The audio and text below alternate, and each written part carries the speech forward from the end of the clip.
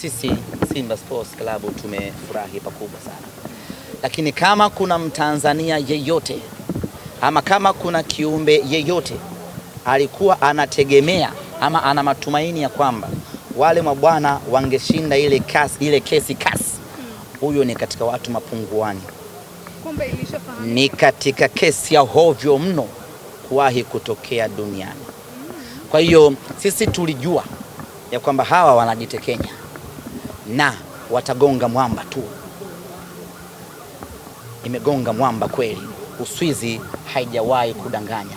Wamekusanyana vikundi vya watu sijui 5 wakajazana pale maneno ya ujinga. I'm not sure wale mawakili hawakuwa wanajua kwamba hii ni kesi ya hovyo. I'm not sure. Kwa utaalamu wao naamini wale walipanga tu kupiga hela.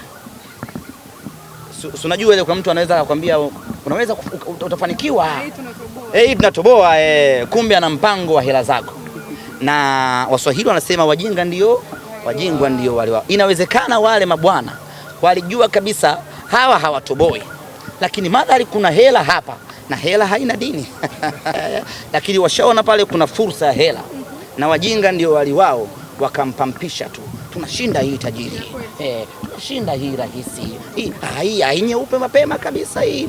Hapa watafungiwa TFF, watafungiwa na pointi 3 tutapewa. Wale wakajaa kichwa, wakapeleka kesi kwenye mahakama ya kasi. Kasi ni mahakama ya usuluhishi.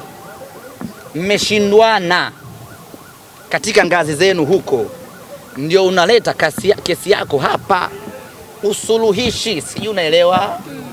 Yaani ni jambo jepesi mno. Sasa nyinyi hatujashindwana ndani. Unaenda huko, anakwenda kusuluhisha kitu gani? Kasi wametupa makaratasi huko chali, tunasubiri tarehe ya dabi.